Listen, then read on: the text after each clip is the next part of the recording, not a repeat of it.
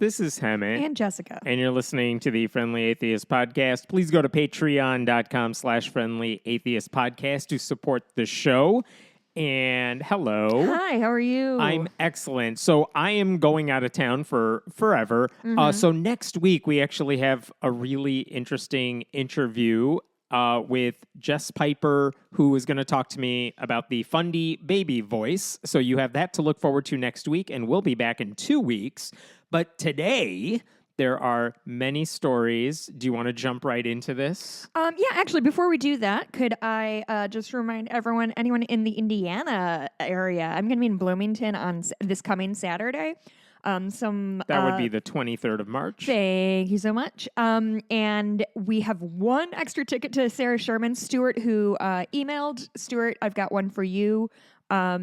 Also, if you don't want to go to the show, Irish Lion at 6 o'clock in Bloomington, Indiana. Thank you to Amy for helping figure that out. Excellent. Let's start with this story coming out of Tennessee, and this is new information this week. The Satanic Temple just filed a federal lawsuit against a school board in Tennessee for violating their rights by discriminating against a proposed after-school Satan club. Oh, boy. Yeah, and we talked about this particular story several months ago, so let me get you up to speed on what we talked about back then. Okay. They were supposed to start an after-school Satan club several months ago in December at Chimney Rock Elementary School in Cordova, Tennessee. It's not too far from Memphis. But over the past several months, what happened is that the Satanic Temple kept getting slighted, and then they're like, now we think you're discriminating against us, and now they feel like they have enough evidence to move forward with a lawsuit. But here's what happened. These after-school Satan clubs, obviously, do not promote Satan, satanic beliefs, or anything like that. It's like a science club with some cool marketing. That's pretty much what it is. They focus, according to their own paperwork, they focus on free inquiry and rationalism, the scientific basis for what we know, for which we know what we know about the world around us. All well and good. There's only literally 4 of these clubs in the nation. And we've talked about all of them. And we have. In one of them in Pennsylvania, there was opposition to it. The school stopped them from having the club, and it led to a lawsuit that ended with a settlement forcing the district to pay the Satanists over $200,000 in legal fees. Yikes. It's a dumb idea to fight these things because they only pop up when there's a Christian Good News Club also meeting at the elementary school, and when there are parents who want their kids to sign up for it. So that's what they said they were doing with this one. In fact, back in January, when their official first meeting was supposed to happen, they said the parents of 13 kids have signed permission slips for their kids to attend our club. So they had interest. Yeah. And what happened is the New York Times reported about that club's existence and said, we couldn't find any parent who signed a slip willing to be identified on the record. Which I'm like, yeah, of course you're not. Yeah, they don't want to get sucked into a lawsuit. They don't want to be subject to backlash. They've got a 7-year-old they're chasing around creation. Right. They don't have time for this. Don't have time for it. And the last thing you'd want to do if you're signing up for this is just say, hey, let's put a big target on my back. Right. So the thing is, even though they were planning to meet in January, everyone in the community seemed very open about the fact that we want these people to get the hell out of here.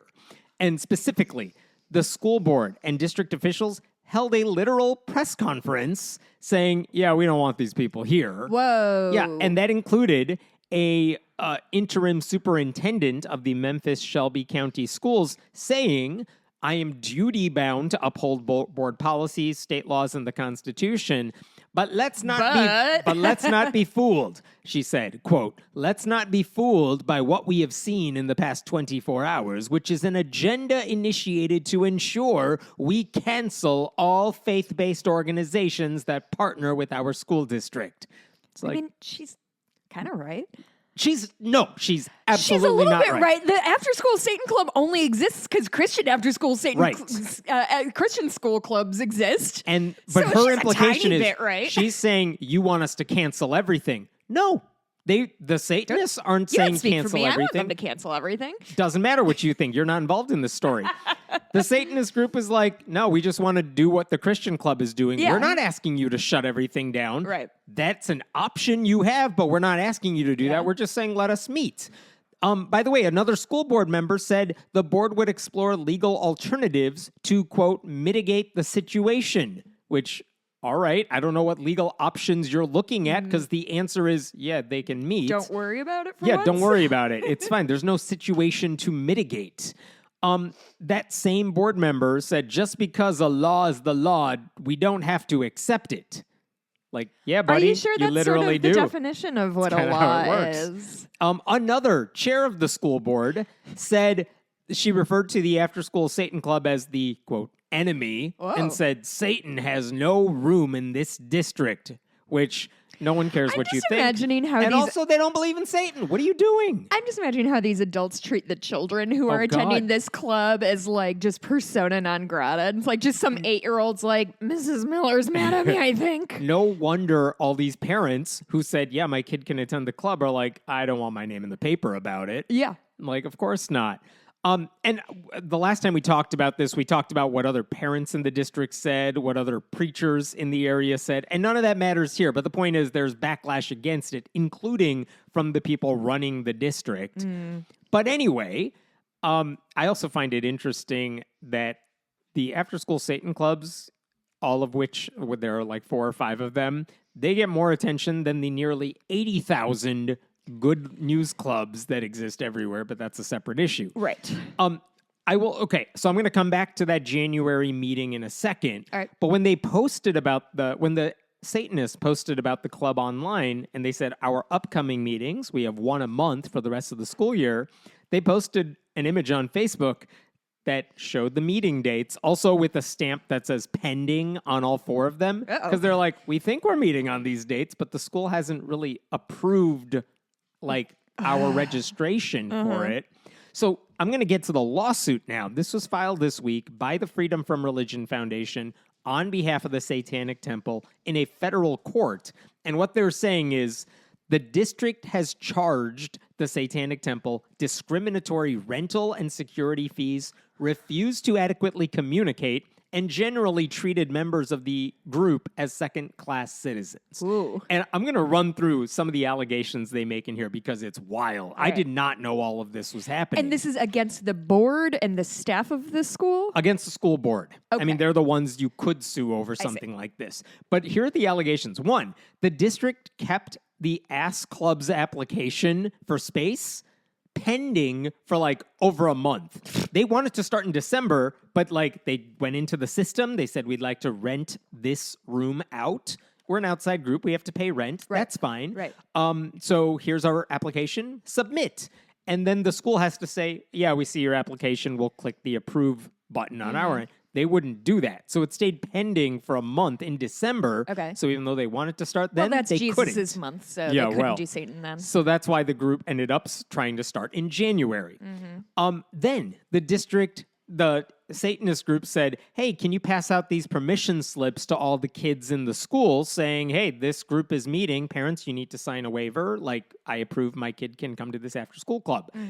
And this district said, well, we can't do that for outside groups. Oh. Which might be a fine policy, except they absolutely did do that for the Good News Club, the Right. Christian club. And by the way, there's no policy, according to the board, there's no policy that says we don't do that for outside groups. Oh, really? So that's the problem So here. this is giving them the benefit of the doubt in a lot of ways. Yeah, so, like, what dum-dums. the Satanists say, pass this out. School board says we don't do that. And they're like, 1, you don't have any rule that says you don't do that. Yeah. And 2, you did do that. that. Okay, then they just said, well, we're going to have our meet. If you can't have the meeting in December because you wouldn't approve it, well, we're scheduling in advance for January. And now the district realizes, okay, they aren't going to stop.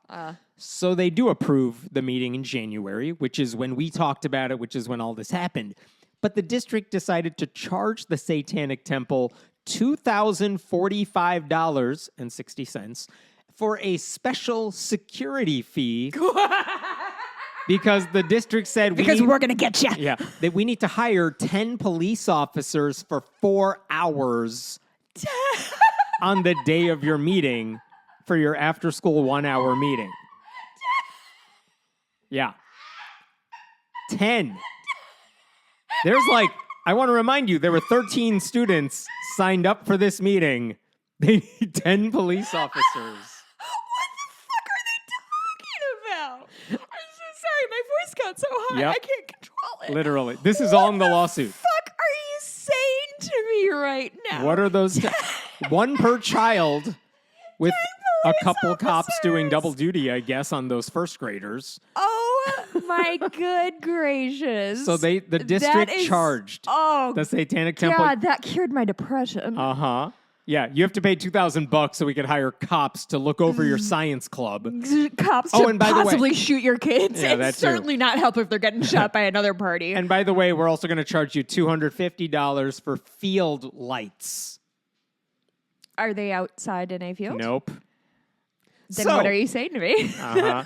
Good question. lights? So if the Satanists didn't pay this $2,290 some dollars, the district said, well, then you can't meet. By the way, there's no evidence the Good News Club was ever charged for anything like this. This They don't have cops at their meetings. Is fascinating. Yeah. So the Satanists, I'm so happy right now. they wanted to know, like, why do you need the cops? Why do you need field lights? I mean, they asked. But ultimately, they did pay the fee. Fuck you, Because they they're did like, not. I know you're charging. Like, in their head, they're probably like, we know you're charging this, so we go away. Because we'll just say we can't pay the fee, so we can't hold the meeting. They're playing the game. But we'll play your game. Yeah. So they paid the fee. And at their first meeting on January Can you 10th. imagine the feeling when that board got the check for the $2,500 and like, fuck. Yeah, they actually had money. What? At their first meeting, the Satanists said in the lawsuit, we only saw 3 security officers on site. And furthermore, we looked around even after we were done and it was dark outside. No There field were no lights? field lights on. Like, So interesting. sports lights, football when field you're- lights. What the I don't know. fuck? I guess the thinking is, do you need it for security? Because we're going to be there when it gets dark outside. But when they went outside after the meeting, they're like, there's no lights on here. So what are you charging us for? Okay. So that's another thing they pointed out in this lawsuit as you're just trying to get rid of us. Yeah. Then they were like, we have our January meeting. Well, what about our February, March, April, May meetings? We signed up for those as well. And they just never get approval for any of these meetings, even though they've done all the paperwork in the system. Right. So after weeks, I mean, they would put in for these meetings. District doesn't respond. So they send an email like, hey, what's up? How come we haven't been approved yet? They get no response. They're like, hi, we're just following up to our previous follow-up email. You still haven't responded. Can we get a response? No response. I'm kind of impressed by their ability to The tenacity ignore, is amazing by the ignore Satanists. mounting although I can really relate to like, oh, I missed 2 emails. Oh God, now it's 20. Well, it's all the same. So after weeks of not replying, the February meeting at the last second, they approved it, but they moved it to a new location. Outside the school? No, it's in the school, but it's in a different location, the which means janitor's all the information online that the Satanic Temple had posted now has Was to be incorrect, revised. yeah. And the Satanists were told all future meetings have to start at 5 o'clock at night, which hardly after school, because they need to, quote, allow time for the student dismissal process. A 2-hour process? Apparently. A 2-hour process to get 200 kids onto 4 buses? And then, just before the February meeting occurred, like shortly before it, the start time was changed by the district, forcing the Satanists to, quote, arrange 30 minutes of childcare from 4:30 to 5 o'clock for attendees. Again, the point here is there was no evidence the Good News Club was ever God. had to make similar adjustments. They're so transparent. It's so bad. The district also then... This is like a sitcom. This is like a sitcom of trying to do a thing, and the dastardly, like not even a sitcom, like a Disney kids show of like we want to do this thing. cartoonishly buffoonish Yeah, and like the adults. dastardly adults are trying to get in their way of playing kickball at night, but we're not going to let it happen. Like this is what Speaking it feels of which, like. bonus episode, we're going to talk about that new Nickelodeon documentary. Did you watch it? Oh, it's so good. Why don't you tell me when you watch things so I can watch the things? Because it happened like 2 nights ago. I didn't have time. Like Anyway, life. then the district, all those meetings they had reserved in the system, when you reserve something in their system to rent a space, Yeah. you have to pay apparently a $30 insurance fee. And they paid it, but that's non-refundable. The district then canceled all their meetings in the system. Did Sue not over the $30. I know. Did This not is where refund the we'll insurance fee. stand. But then get this. They the Satanists also issued a public records request. We just want to know what you're charging the Good News Club for rentals and all this. And this is all available under like a FOIA request, right? It should be. And they're like, they made the public record request months ago. And they said when we finally got a response about that, the district said, we are, quote, not in possession of any public records documenting anything about the Good News Club meetings and money and all that. The implication here, and it doesn't say this is me talking, doesn't sound like the Christians were charged anything to rent out space, or at least they were charged market price and nothing out of the ordinary, and while the Satanists are being price gouged for the same requests. I don't know. Now this reminds me of like a movie where one person does one tiny thing wrong and then lies a bunch and like escalating lies to get away with that one little thing. And that's the school board right now. They're like, no, you can't because of this. Well, what about this?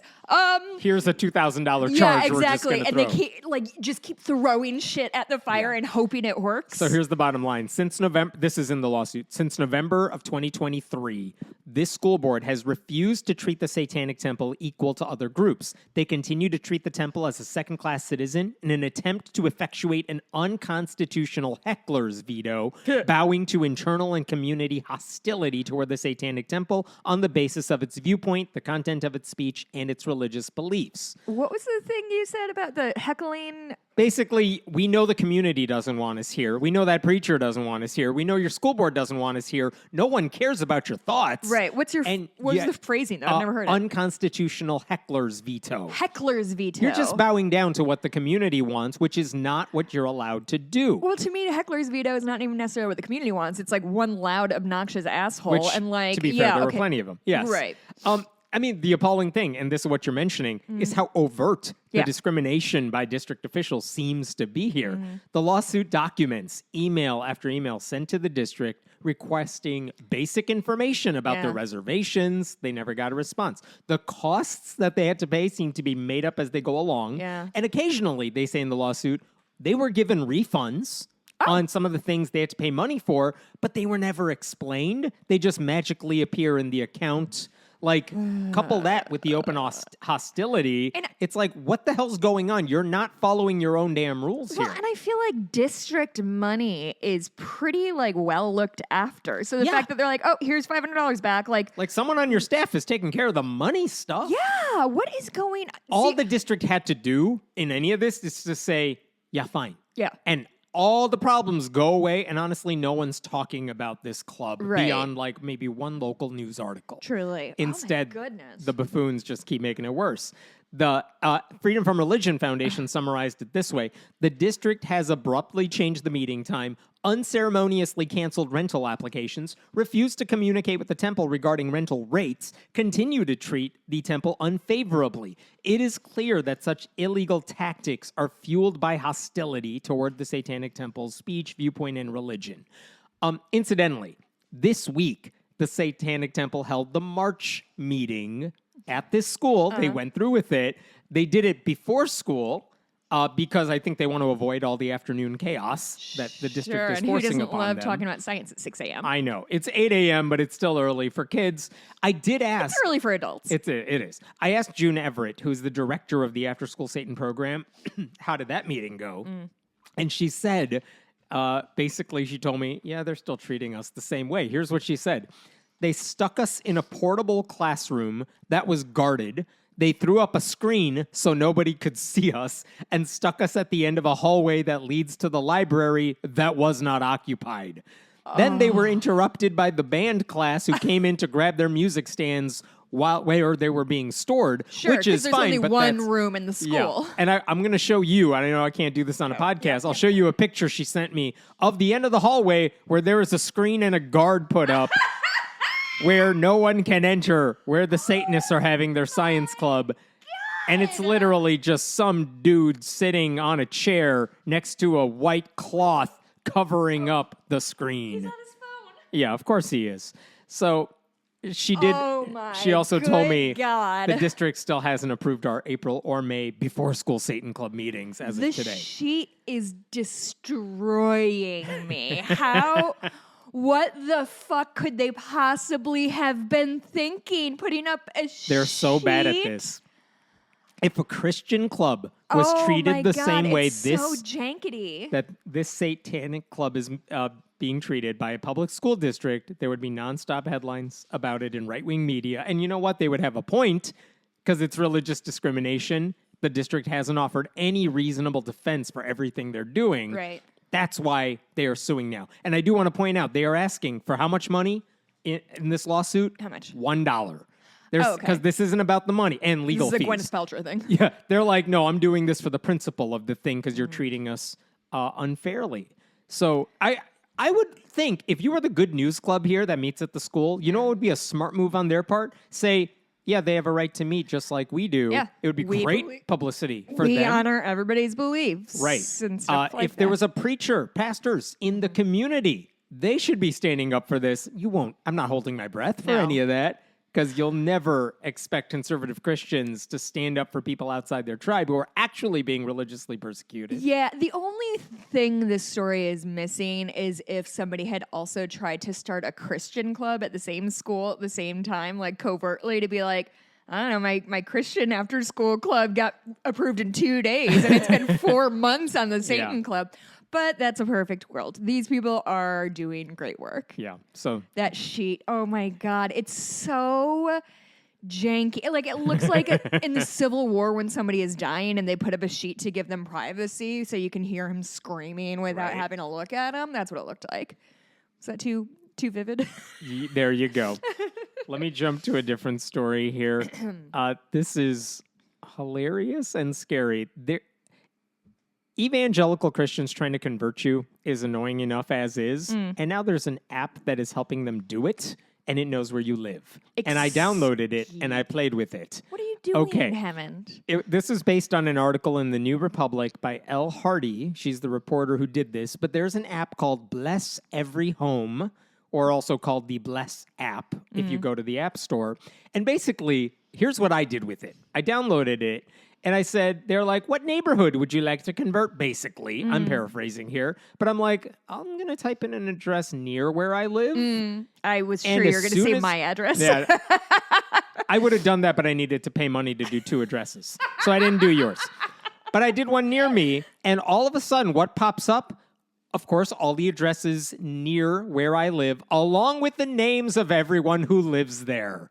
And I'm like, oh, and there's my name and my home. Like, wow. I mean, it tells you exactly, is that stuff publicly available? Yes. And that is what the Christians behind the app say. It's like, we're not doing anything weird. This is publicly available data. Does it have like your voting history? Because I assume that's where they get this information, right? Like if you were running a political campaign, you could have access to this information too, which is what you're getting at. It does tell you like how often do they vote. Right. You won't know who they vote for necessarily, but if I'm a organizer, I could say, I talked to this couple. I know they vote for Democrats or Republicans or whatever.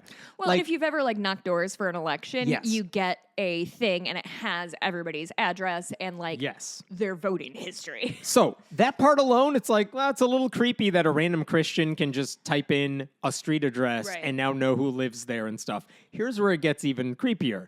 There is a notes app on there that lets the users share information about you as if it's like a political campaign, but it makes it a lot easier for members of a church to keep tabs on who might be especially vulnerable and who has kids and who's not white. And this is what the article said. It puts a lot of features at the fingertips of the faithful, including the ability to filter whole neighborhoods by religion, ethnicity, Hispanic country of origin, assimilation, and whether there are children living in the household. What do you think assimilation means? Like, I know what the word I don't know means. how they intended, because I didn't see that in the free version I downloaded. Yeah. So I'm not sure what that part is getting at. But Interesting. according to one person she spoke to, a customer of the app, in one instance, he points to the shareable note-taking function and suggests leaving information for each household. This is in a video he made for his church. Like, here's how we can use it.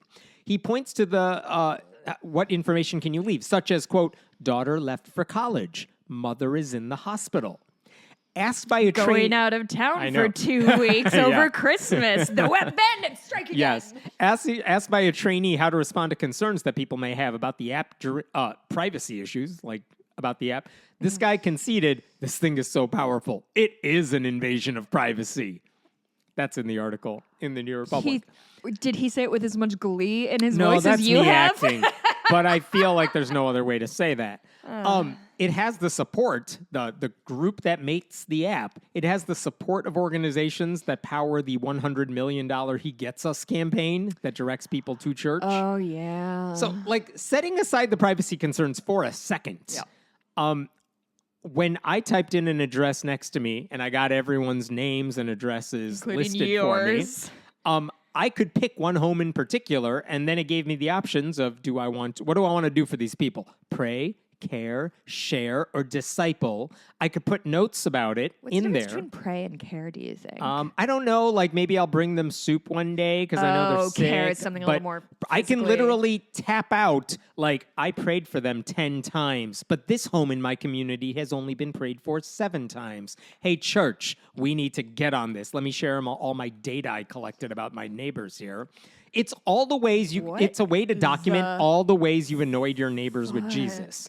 Like, do I care if... So I can look up on this app and find out that somebody's been praying for my house If you're in a day? church's system, yes.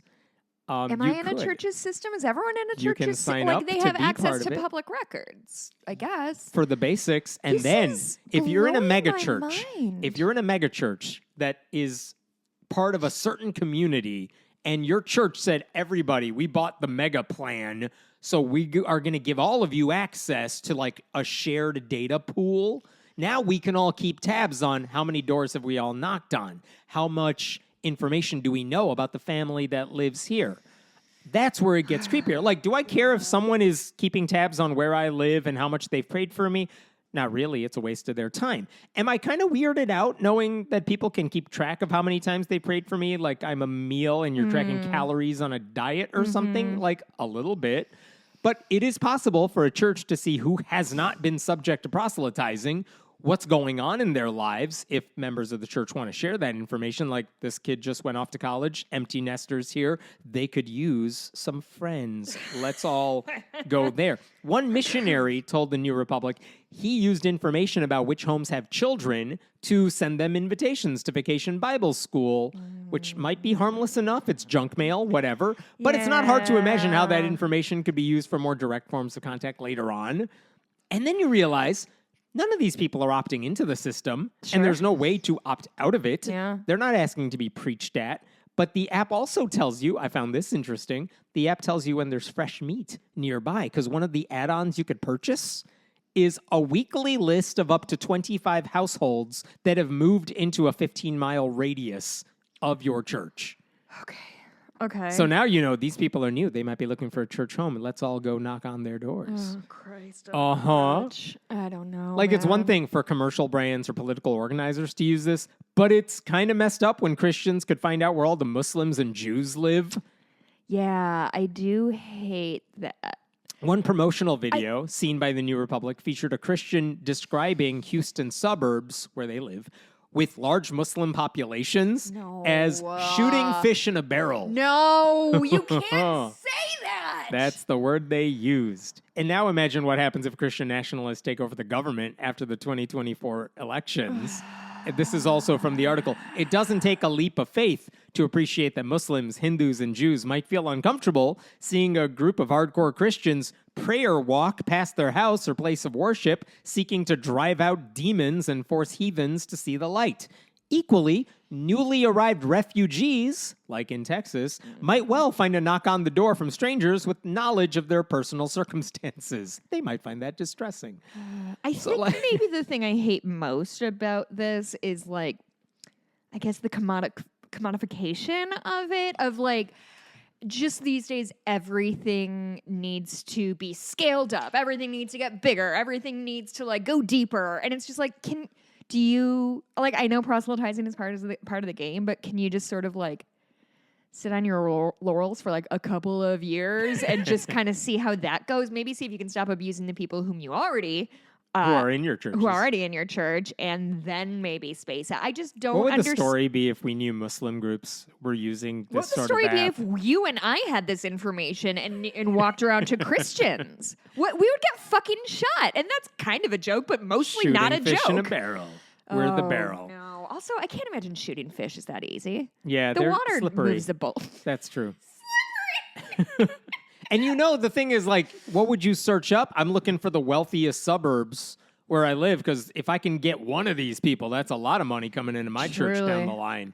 But you're right. Like, this shows Christianity as a product to sell. There's nothing special about it. It just needs new customers all the time. It's a multi-level marketing scheme. It really is. Like, it really is. Come in, give us $5 a week when you come to your little things, and then you'll get a promotion, and then you'll get to dedicate a lot of your time to the church as well. Doesn't that sound great? So now we have your money and your time. Yep. By the way, I looked up the social media accounts for this app because this is how they promote it to all their people. As soon as this New Republic article came out, they appeared to shut down their Facebook and Twitter things. I think they don't like that people are not happy with them, and so they don't want to talk about Jesus for once. That's what it took. Well, and exposure. That to me means they know what they're doing is shady as fuck. Right? Like, I appreciate that it is not illegal. Yes, and it's not. And nothing they're doing is illegal as far as we know. And this is publicly available information. Like I said, when I was a committee person for the Democratic Party, I had a thing of like everybody in all the Democrats and independents in my neighborhood and their voting history and shit like that, which because if they're regular voters, you want to make sure they're coming out. Yeah. But I don't know anything else about that. Right. But even having that information made me kind of uncomfortable. Like, it feels really personal. So I just can't imagine having access to that and then being like, you know how I can use this? I can spread it to every idiot in a 10-mile area and give all of these people who technically could have accessed this information if they had the wherewithal to do it, but just delivering it into their pocket. So now what happens if some right-wing extremist gets a hold of this app and is like, I'm going to find a Muslim family near me? What's stopping them from keeping tabs on, I know this family's had an abortion? Like, if they knew stuff about you in Texas. It's so, it's creepy. Yeah. I hate it. So let's move on to a different story. This one involves Fox News because over the weekend, I'm going to play a clip for you. This is Pete Hegseth, one of their weekend anchors. And in the midst of the weekend morning show, they took a break to talk about something else. I'll play it for you. We could react to it after you hear it. Here you go. We have more Fox and Friends coming up, but you know what? This is a transition for transitions if you've ever had one. So Fox and Friends. This is very Fox and Friends, so ready your heart. Good. It's the 5th Sunday of Lent, and our prayer series continues with a reading of prayer from the Hallow app. We all need it. Let's do it this morning. Close your eyes, if you would. Bow your head. Jesus. Yeah, and this goes on for many minutes. He just straight up prayed on the news? On the news. Well, big and he's been quotations doing on this hand. for 4 weeks? They've been doing this for weeks. But yeah, this clip went a little viral. But basically, yes, they stopped the broadcast. That you could see in the video, the two other anchors are just like bowing their heads and praying. And then he just reads a prayer. And whatever, the prayer itself, unimportant. When you say reads a prayer, is that like a Bible quote or just like a nice thing somebody said once? No, it's Jesus. Today we begin the holy period of whatever. In Okay. these last 2 weeks of Lent, help us understand the mystery of your sacrifice and surrender, et cetera, et cetera. By the way, it's not just a prayer. It's a specifically Christian prayer because of course it is. Because if there's one thing Jesus told people about prayer, it's you have to do it in public on TV. Otherwise, it doesn't count and God doesn't hear you. One commentator online put it, we interrupt the bearing of false witness for a moment of prepackaged prayer. That's funny. Yeah. And then they, I assume, just spread more lies, further poisoning the brains of the most ignorant people in the country. The thing that was funny, it's not entirely weird for Fox to do a live read for a product, even though that seems like something you would expect on like a right-wing podcast or any podcast, to be fair. And I was thinking a few years ago, they also aired a 3-minute promo for Ark Encounter, the Creationist theme park. Did they? They did. And it was part of a paid advertisement. Sure. And 3-minute advertisement. Like they put it in the Chiron at the bottom. This segment is sponsored by Ark Encounter. And then they did like, wow, this is Ark Encounter. This looks amazing. Louise, God is real. The thing is, if you're watching this segment, at the very beginning of the prayer bit, you could see in the Chiron, it says like Fox and Friends Sunday Prayer Series, sponsored by Hallow, the #1 prayer app. Wow. But then that chyron kind of disappeared, and you just hear them praying. And if you just tuned in, it's like, whoa, they're. I guess just, this is what we're that's just doing the now. thing they do now. What Hegseth, the anchor there, he mentioned the partnership at the beginning and end of that segment. The prayer itself seemed to come out of nowhere unless you read the fine print there on the screen. Mm-hmm. Like, you would not know the network was being paid to have the host say all this stuff. Weird. And in fact, a month ago on Ash Wednesday, the same network ran a longer segment about the popularity of Hallow, this amazing Bible app. Here's what the chyron said. Hallow sees downloads surge after Super Bowl ad. And then right underneath in smaller print, this segment is made possible by our sponsor, Hallow. Wow. And during that segment, which lasted like 10 minutes, Really? Mark Wahlberg, the actor, and another actor, Jonathan Rumi, were part of this segment to discuss the Super Bowl ad they did for the prayer app, Why which is they Mark were in. Wahlberg in this story Deeply now? Catholic, and he's talking about how important prayer is to him. You know why? Because he owns stake in Hallow. Also, he blinded a guy and almost too. killed him. Yeah, so they were on this segment to talk about how important prayer is to them and why this app helps them do it. And they mentioned the company's name a couple of times, but unless you knew what to look for, you would not know. The company also paid for them to be on that segment on Fox. And again, I want to repeat, they're promoting Jesus, not prayer, not religion in general, like a very specific type. The New York Times reported last month that Hallow has the backing of a lot of powerful conservatives, and Wahlberg himself has a significant financial stake in the company. Hallow raised, according to the article, $40 million in 2021. They count the tech billionaire Peter Thiel and Senator J.D. Vance among the investors. Fuck, Vance. Full access to the app costs $69.99 a year. In case Nice. in case you want to document all your Hold prayers. on. It's a paid app? To pray, to help you pray. And the company's CEO's no. name, guess what it is? Guess what the company's CEO's name is? God. John Buttfuck. Close. Okay. Alex Jones. He wants to make sure you know it's a different one. Different Alexander Jones. Alexander T. Jones. He goes by Alex Jones, not even a middle initial. But I mean, he should consider Buttfuck as an alternative last name. it would be so much easier, So much easier. for him. Ultimately, this business found a new way to target religious conservatives willing to fork over money for something they could do for free, like bottling water for you. Somewhere a church leader is mad they didn't think of this first. But it's just like the He Gets Us campaign. It's $100 million to steer people to churches with no discernible aim, except it's kind of a conservative group. Yeah, you put more people in churches, and then you have the churches under your thumb because they're all conservative and bing, And bing, here's bing. an app. Go convert the Muslims in your community. Bada bing, bada boom. Christian Nation. And also, I would have to say, to promote the idea of God, which is what the He Gets Us campaign is doing, or Jesus, and to promote prayer, which is what the Hallow app is doing, without acknowledging the very real threat of Christian nationalism, since that's the kind of Christianity they're promoting, that's like a junk food company telling you to eat up without any mention of how their product is going to make you sick. Yeah, they're the Sweetums of the real world. Prayer doesn't need advertisers, but religion, a very useful tool for separating gullible people from their money. And Hallow is taking advantage of that, and they know Fox is willing to take their money to promote it. It's a partnership made in hell. Good Well, times. that's really sinister. I don't know why the fact that it's $69 nice dollars is really funny to me. $70. That's so much money. $70 to track your own prayers for a year, because I don't know, you need to do it for an hour, and if you do it less, God will smite you. I mean, I just paid $5 for Stardew Valley, and I'm kind of regretting that because I got so bored trying to pick the teeny tiny outfits that she wears. There you go. So I just cannot imagine coughing up $70 for this stupid. Although, To I mean, keep track Jesus, of if you're prey. trying to target Muslims and atheists in your neighborhood, that's an easy way to do it.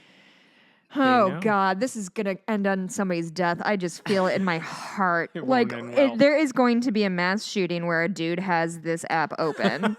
I'm calling it now in the next 5 years. You know, I've had instances where there was someone who did something horrific, and if you look, because everyone looks on their social media, what were they listening to? What did they like on Facebook?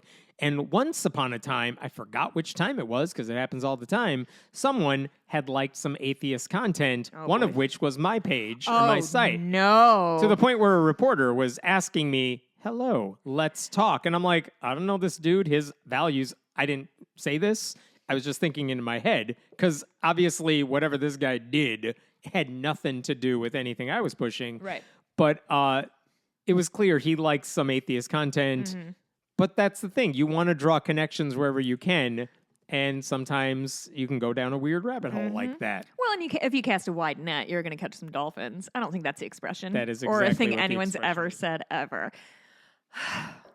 Let's talk about Wisconsin. There's actually some good news out of Wisconsin. Wisconsin's been kind of the dark horse of positivity in this. It has. And this particular- involves their Supreme Court, which, if you need recollection here, Yeah, the Supreme last Court. year, the Wisconsin Supreme Court had an election for a swing seat, and a liberal, Janet Protasiewicz, won that election, giving liberals a 4-3 majority on this court. I need to tell. What was the dude's name whom she beat out? Do I you don't know remember. off the top of your head? Okay. My dad, who was a Republican up until 2016, he made us as a family sit down and watch that dude's, like, because he made this speech that was like, I wish I could say I was beaten fairly, but she, basically just called her, like, a... Illegitimate in some way. Yeah, exactly. We had to sit and watch that as a family and listen to my dad make fun of this dude. Like, Nice. this was a holiday in my parents' household who live in Wisconsin. So they have a 4-3 liberal majority. They just got rid of legislative gerrymandering. Like, Yeah, they're doing it's good stuff times. up there. Am I going to move to Wisconsin? You Wouldn't might that be a twist? You might. No, not from Illinois. You're not, but soon. Fair enough. Other people. They just issued a ruling recently saying that a nonprofit organization cannot get out of paying unemployment taxes just because they're overseen by a religious ministry. That was a rule? That was a rule. You could say, well, I belong to a church, so I should be exempt from having to pay any taxes. And the court said, yeah, but you're not a religious organization, so yeah, you got to pay the taxes. So I want to talk about what that means, how that happened. This case involves something called the Wisconsin Unemployment Compensation Act. Basically, employers in WICA the Act. state... No, WICA. WICA. Damn The employers in the state, they have to give money to the government to help pay citizens temporary benefits when they're out of work. And that's fine. Yeah. That's good. We want employers to do that. Yes, please. In 1972, religious nonprofits were declared exempt from that law. Basically, the law said nonprofits that are run by a church or ministry and that operate, this is important, and that operate primarily for religious purposes do not have to pay into the system. Which is terrible. It is terrible. Why are we exempting them and not, say, just a regular charity that does good work? Like, why do they get an exemption and not everyone else? But that's what they did in 1972. So last year, there was a group of charities overseen by a Catholic diocese, and they said, well, they're our daddy company right there, the Catholic Church. What do? They do things like job placement. They do things like give food to the hungry. They help people with developmental disabilities. Wonderful charities. They do really good work. And they said, we belong to the Catholic diocese here. Like, they support us. We Right. work under them. So we want to be exempt from paying taxes.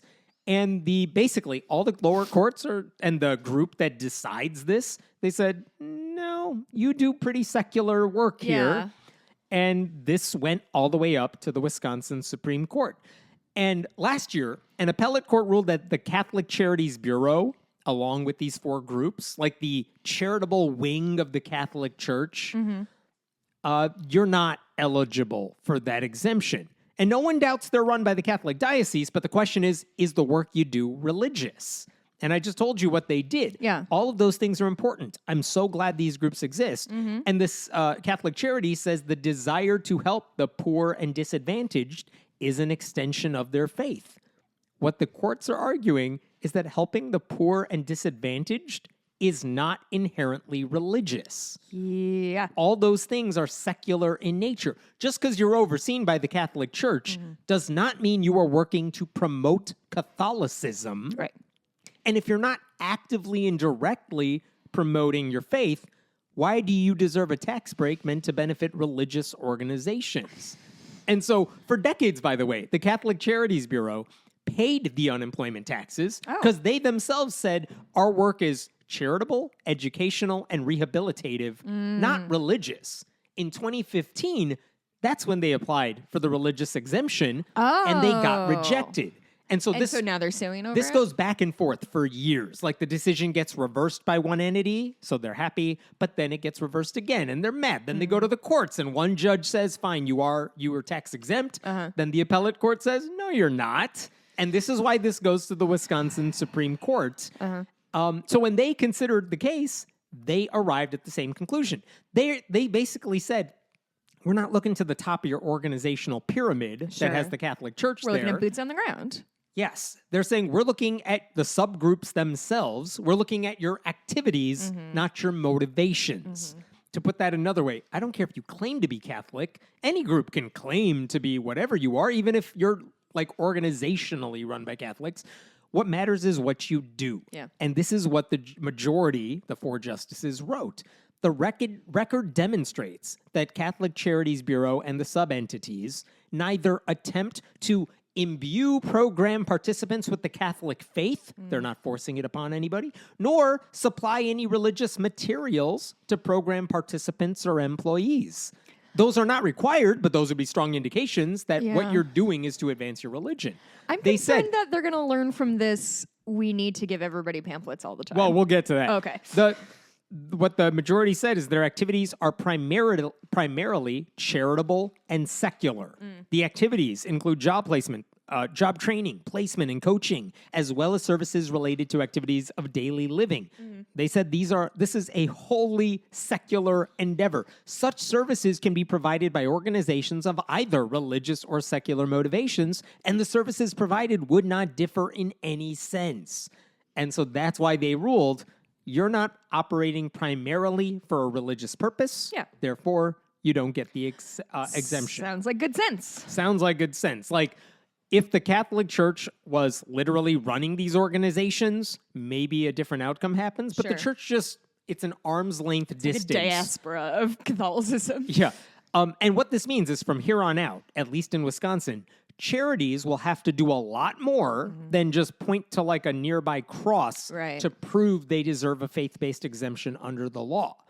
And I was surprised by the ruling because it feels courageous for any Supreme Court, statewide or otherwise, to state the obvious. Yeah. Like, just because an organization cites a religious link doesn't make it religious. Now, that's a far cry from the U.S. Supreme Court, which said, Hobby Lobby can get out of paying for contraception insurance as part of insurance plans because their owners are religious. And so they say they're a Christian company, so they don't have to do anything that everyone else has to do.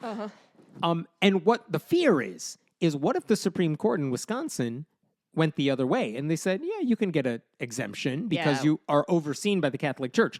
According to Patrick Elliott of the Freedom from Religion Foundation, the next step then would be arguments to exempt religious hospitals and colleges like Marquette University from paying the unemployment tax. Sure. He said, it's really a win for employees who work for religious organizations. Yeah. They get coverage now under the Wisconsin unemployment system. Yeah, that's the important thing to understand, is that means if somebody loses their job from this thing, right, they would not receive... Is that how it would work? They wouldn't receive unemployed... They can't file for unemployment because their daddy charity is not putting into the system. So as somebody it's good for them. who has many times depended on unemployment to, keep me in a home... that's bad. I think if people lose their jobs, they shouldn't starve and die. Yeah. Hot take. You socialist. I know. And this is why maybe a lot of these groups are not going to necessarily be tempted to be overtly proselytizing as a result of this decision. Sure. Because if you want to play that game and get the tax exemption, your employees may not want to work for you anymore because you're a religious organization. Yeah, I didn't think of that. Specifically. It also means, like, okay, you have to just play the game as everyone else does. If you actually care about this stuff and your goal is we are inspired by our faith to help other people, why would that change just because you have to pay a tax now? Helping other people involves paying your taxes. Yes. Like, that's all like, taxes pay for our roads and our schools. And, like, I know I'm not the first person to say this, but it's sort of like the thing we need to keep going as a society. And it's a good thing to pay your taxes. Yeah, because taxes are not the problem. I If don't you want to want argue about where they're potholes. going, we'll talk about it. Yeah, But truly. also, what are we mad about when people who are under unemployment are getting taxes for a temporary amount of time? Like, that should be a win-win for everybody. If Pay anything, taxes when you get unemployment. You pay taxes on your unemployment. by paying into the system, they're actually doing even more good. Yeah. You would argue. You could argue. I would argue Now, here's and what's shall. fun. What's been really fun with the Wisconsin Supreme Court is watching the 3 conservatives who currently sit on it, like, just be mad. Oh, yeah. Here's how the dissent from the conservatives opened from the person who wrote the dissent. She cited Matthew chapter 22, in parentheses, King James, render therefore unto Caesar the things which are Caesar's, and unto God the things that are God's, which is a weird thing. That's to exactly say. right. Caesar's shit is taxes. Right. Render your And taxes. by the way, one paragraph after she cited a Bible verse, she said the liberal majority is, quote, impermissibly entangling the government in church doctrine. Ma'am, are you confused? The other side is merging church and state, says the justice who just cited a Bible verse in her legal opinion. How? What is she talking about? I have no idea, but be mad. It's fun. Now, the religious groups defending Catholic charities, they're mad. Obviously. And they're vowing to take this to the U.S. Supreme Court. They're going to appeal. I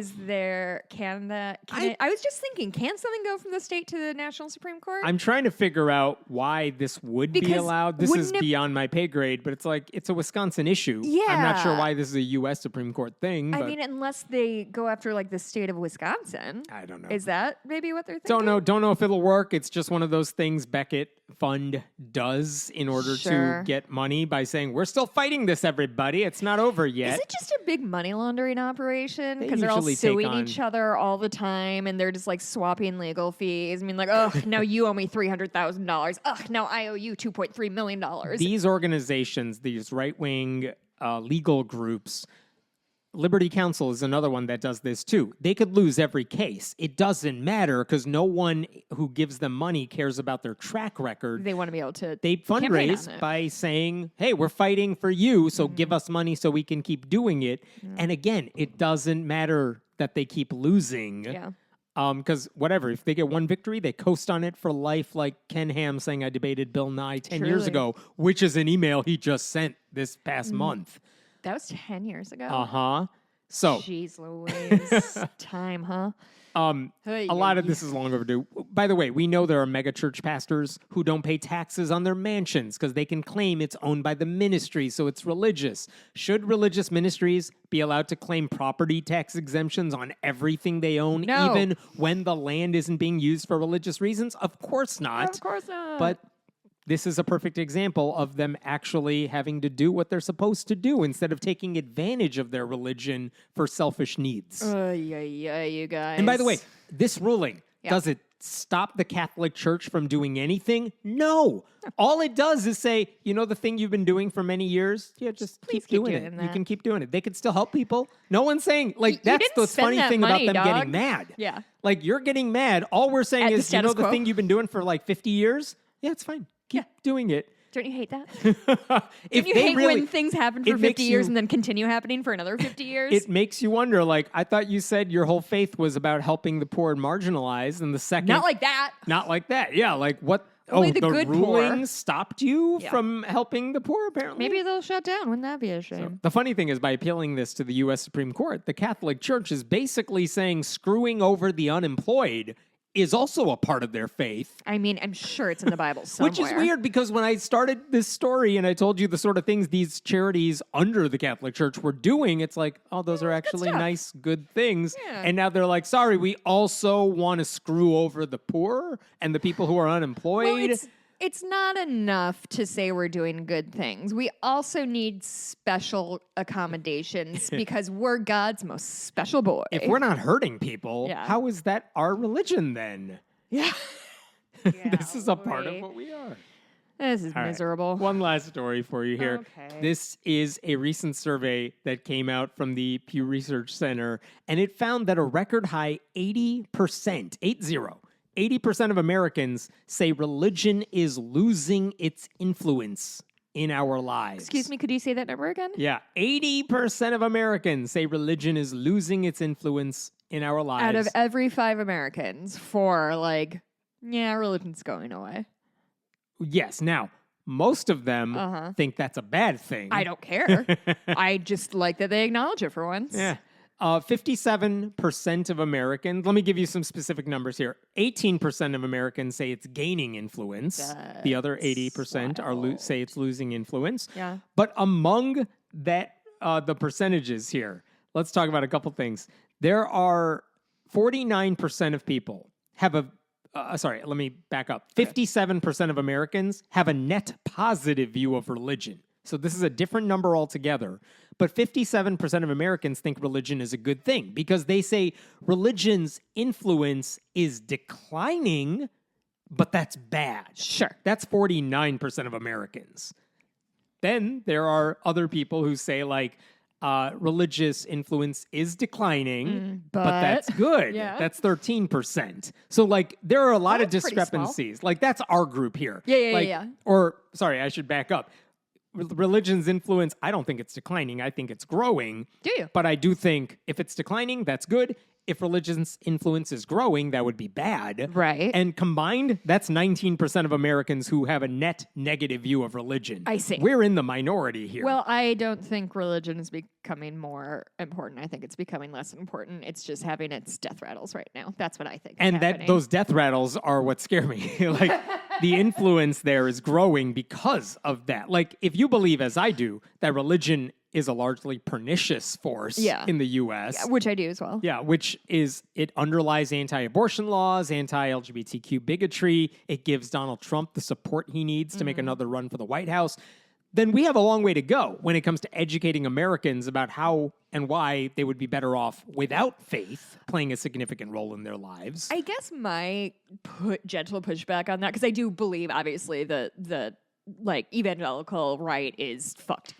I guess when I think is losing its influence, I mean in my day-to-day life, are people religious all the time? Like, am I seeing religious expressions day to day? And I feel like aside from like bad cross tattoos, it's in like fish on cars, it seems like it's a declining thing. It's not something everyone talks about. That's what you're getting at. It's just like a small but galvanized core. And my argument is I'm not disagreeing here, when it comes to the places of power, government, law, all that stuff in politics, it's very much leading the conversation, and that's what worries me. But yeah, on a day-to-day thing, maybe you don't see religion or treat it with unearned respect. I think we like had the people same used to do. feeling. It's just sort of a different like importance. Yes. Now, there were other things that were in this survey that are worth discussing in addition to how people see religion's influence going. Okay. For all their bluster about the need to have God in government, only about half of Republicans think Trump is religious at all. Only 50% of Republicans say Trump is religious, either very religious or somewhat religious, which is funny. Has anyone ever asked him what version of the Bible he reads? I believe he has been asked like his favorite Bible verse. That one is Corinthians 2 or whatever. He's No. He said, I don't have a favorite Bible verse. Like, I love them all. Yeah, something like that. The 2 Corinthians gaffe that he made was just something in a speech where he was citing something. Said it wrong because he's never said a Bible verse out loud. And never heard it out loud by a preacher somewhere. Everybody's talking about this quote, love is patient, love is kind. I've never heard of this quote. It's beautiful. Yeah. I don't think I have a Trump impression in my back pocket. Yeah, it's very bad. I found it funny that 6% of Republicans said Trump is very religious. It's like, on what grounds are you getting that Listen, from? sir, you can't. I understand if you want to like pretend that he's cosplaying as a Christian, but you cannot tell me anybody thinks this dude is actually religious. Yeah, you could say he pays them lip service, appoints their preferred judges, cedes policy determining power to Christian right leaders. Yeah. But he's on their team. He's on the team. He's playing for the team, but he's not one of the team. That's funny to me. This is also weird to me. When it comes to Joe Biden, only 3% of Republicans say Joe Biden is very religious, which is weird because I'm like, The Catholic president? The Catholic president is 69% of Republicans say Joe Biden is not too religious or not at all religious, which I'm like, you actively we've seen don't this think before, the thing of who's the most religious politician. if they're religious but not conservative, you don't think they're religious is where they're going with that. It is disturbing. Yeah. By the way, overall, 54% of Americans, only 54% of Americans said Biden is religious. Overall, everybody. Only 54. Even though he wears his Catholicism on his sleeve. Well, I think we are getting to the point in American history where we're simply conflating conservatism and religiosity, right? Like, they're not the same thing. Yeah, his policy decisions are not based on his personal religious views. He personally does not like abortion. Joe Biden has said this over and over. But policy-wise, he doesn't believe it's the government's job to interfere. And because of things like that, I believe, that's why they're like, well, then he's not a true Catholic or something. Meanwhile, you have someone like Mike Johnson, the speaker, who is thumping your head with a Bible all the time. Correct. So when he does it, they're like, yeah, that's a religious dude. But Biden's are treated as like non-existent. So that's a thing. What's funny to me is in 2015 and 2016, when Trump was running for the first time, there were Christian leaders who tried to convince their tribe, like, look, I know Trump doesn't act like us or sound like us, like trying to explain away the 2 Corinthians thing and the Access Hollywood tape. But they were like, but you guys, he's working on it. And I'll give you an example. James Dobson, the founder of Focus on the Family, said in 2016 that Donald Trump recently became born again. In fact, I know the guy who led him to Christ. Trump is a baby Christian. Those were his words. Lie because he would never get his hair wet in public. And so he was not baptized. Baby Christian, half right. He is baby-shaped, isn't he? You know these people would be like, Jimmy Carter? That guy's not religious at all. Imagine if the world rallied around Jimmy Carter the way they rallied around Trump. Oh my God, we'd have such a nice guinea worm-free life. By the way, was that his thing? I think that was his thing. It might be. Jimmy he Carter did get rid of the one of guinea the plagues. Yeah, The plagues. The plagues. 67% of Republicans say Trump stands up for people of faith, which, I mean, if you're conservative that's Christian, pretty- okay, I'll but it's give not you- the rest of I'll them. hand them that one. He's not a fan of the Muslims. Trump. Fair. So Fair. when Fair, they fair, say fair, like fair, Trump fair, stands fair. up for people of faith, it's like, oh right, they don't think Muslims count. They're not people to those people. The gap between Trump's rhetoric and his reputation, I've never seen as any wider. It's okay. amazing. Different question on the same survey. What about religion in general? Have conservative Christians, here's the question, have conservative Christians gone too far in imposing their views on government and public schools? There's a right answer to this. Yes. Oh. I mean, that's my answer. We wouldn't be having our culture war battles over like book bans and trans inclusivity if there wasn't an undercurrent of faith, specifically conservative Christianity, steering people in a really harmful direction.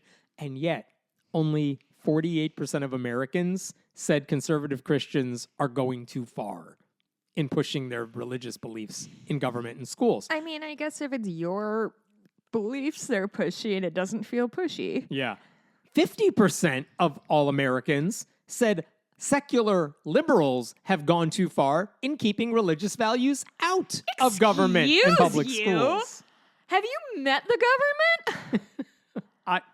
I'm reading the report. I'm not saying these people have any sense. Like, apparently neutrality. I'm not complaining about the poll. Yeah, I Pew was just Research. wondering. It's a Pew poll. Okay. It's a reputable survey, but 50% of Americans said liberals who are not religious, secular liberals, have gone too far in trying to keep religious values out of the government. You and know what public this schools. is? I bet this is a reflection of the fucking Jesus displays, what are they called? Nativity displays in town halls, right? And when the church when and crosses on public groups property. fight to maintain neutrality a lot of Americans see it as anti-faith because they're dumb. But that is what they think. Yes. And so you get a lot of that. This is the power of the conservative media environment, because it doesn't matter if it's Fox News or the conservatives who write at the New York Times opinion section. Many Americans are being spoon-fed lies about what is going on. Truly. And then they believe. It's like, oh, these people are trying to remove faith. It's like none of these stories that involve taking down a nativity scene or putting up an alternative to a nativity scene, which is really what happens, or having an after-school Satan club at the same schools where there are Christian clubs. None of that involves saying, take down the other thing. They're saying, oh, those are your rules? Then we want to also play your game. That's government neutrality. That is what almost every one of these stories is about. Yeah. And yet that is perceived as anti-Christian because a bunch of liars or ignorant people are like, this is anti-Christian. And no one calls them out on it. You know, I heard Trump picked his Not new... enough people call them out on it. Trump picked his new campaign slogan for 2024. Uh-huh. It's Trump 2024, double plus good. It's a 1984 reference. Got it. Because they're being so sinister. Never read That it. was a pretty good literary joke. Yeah. And I don't think I necessarily got what I needed. Yeah, out of you're that. not on that one. I'll take another swing. All right. My 1984. I've only read 1984 once, so I'm just gonna have to dig in pretty deep because double plus good is kind of all I had to pull. Try again next time. I'll delete the last 7 minutes of this podcast. Here's another sad thing in the survey. When it comes to Christian nationalism, what percentage of Americans have heard about or read about Christian nationalism? 100%. Lower. What percent of adults have heard of Christian nationalism? Heard of it? 70%. 45. That's what we call incorrect. Here's what's scarier. This is in September of lying. 2022. In September of 2022, it was also 45%. And today, it's the same number.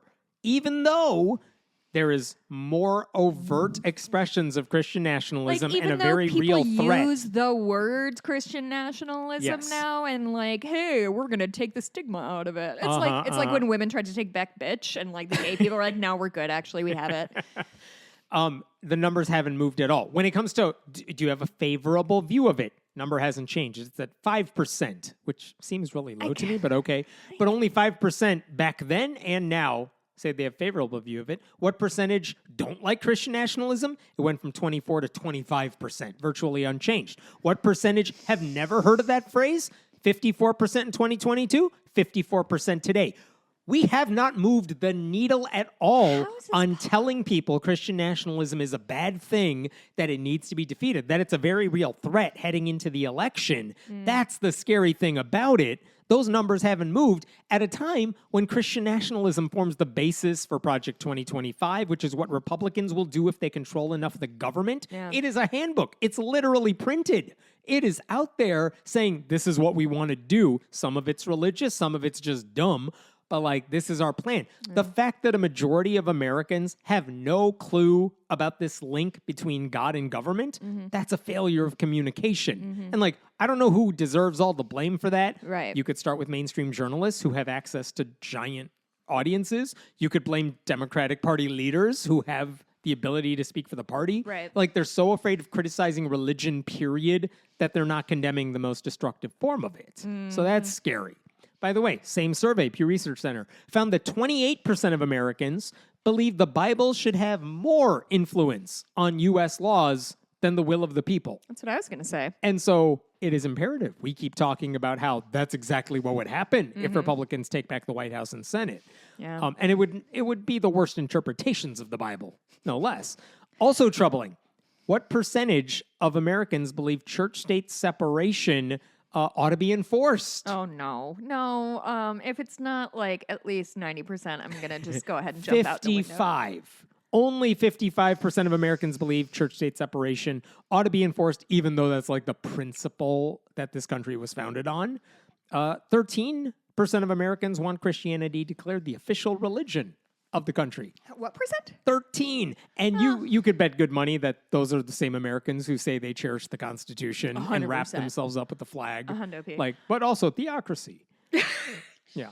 Okay, there is one bright spot that I really liked in the report. Okay. When it comes to religion's influence in society and who believes we need more of it, the numbers go down when we talk about younger Americans. So when we talk about Americans over 65, 72% of Americans over 65 say religious influence is growing, and that's a good thing, or that it's declining and that's bad. They have a net positive view of religion. Yeah.